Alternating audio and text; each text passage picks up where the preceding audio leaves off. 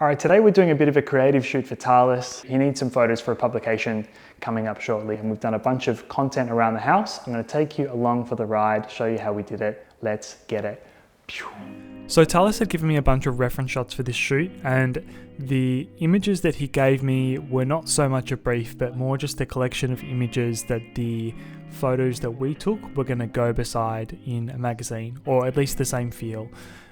So my idea for this shoot was I wanted to do something with hard light. I wanted to use bare flash, and I was going to basically work up to my best idea. So I started with this first location, just doing some natural light shots with Pantelis.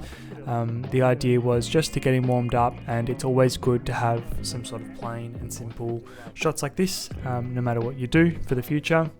And the idea was, as we went along, introduce the flash, introduce a little bit more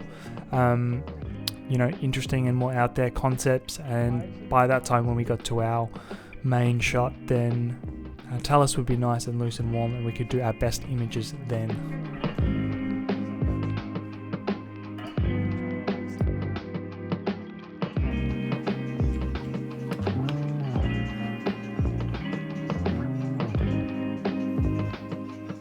I love the way my eyes look when I'm facing the window. Yeah? Looks very light. I love these a lot. Cool. And these ones down here too. Oh, I like that too. Oh, I like that as well. Alright, I think it's going to work. The next look we had planned was a hard light portrait. Obviously this style of hard light has been really big in photography for a minute now. Whether it be portrait, fashion, even product, it's really big. The idea was just hard lights, hard shadows on a white background, and yeah, see what we could make. Just another extra look from the same small bedroom studio.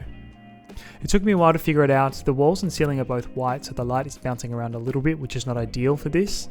But I think if I was to do it again in future, I'd use a snoot and perhaps get even further back, just make the light as small and hard as possible.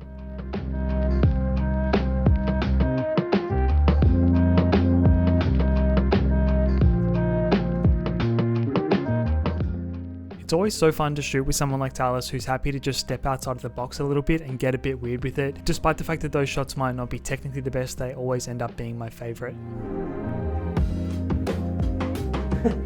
That's sick.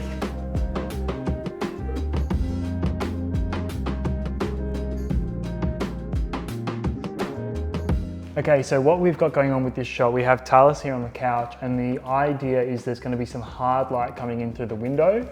I have a Godox Xt2 with a reflector, like an umbrella dish on it, and it's got an orange gel, so it's going to sort of look like golden hour light or just like dusk sort of light coming in the window. We've got like the 70s sort of set here, which is just our living room with the couches. We've got the vinyl records, the fern, and the sort of like 60s, 70s style lamp. The first few shots, the first set of shots, we didn't realize, but my shadow was really big in the front. Not that it looks bad, it kind of looks cool in a way. It's kind of like creepy. I think just for the sake of being a good photographer, I should try and finesse it a little bit and see if we can get some shots without that in the foreground. Also, if I don't have that in the foreground, it means I can get a little bit of light on the records that we have on the floor here. We've chosen a few sort of cool ones from my personal collection. If you're interested in music, you might see some on the floor that you like or whatever. There we go. Now, looking right into the corner of the room. Good, up a bit higher. Yep, nice. And then glancing back at the camera. Good, nice. And bringing that smirk. Nice. I think this is really important for musicians in particular. Most of them are not used to having their photo taken, and I think the best thing you can do in this instance is just give them something to do. Even if you don't know what you want, just give some form of direction, and then through trial and error you can find out what shots you like. I think that's what most photographers do, to be honest. Not many people actually know exactly the pose they're looking for until they see it, and that's okay.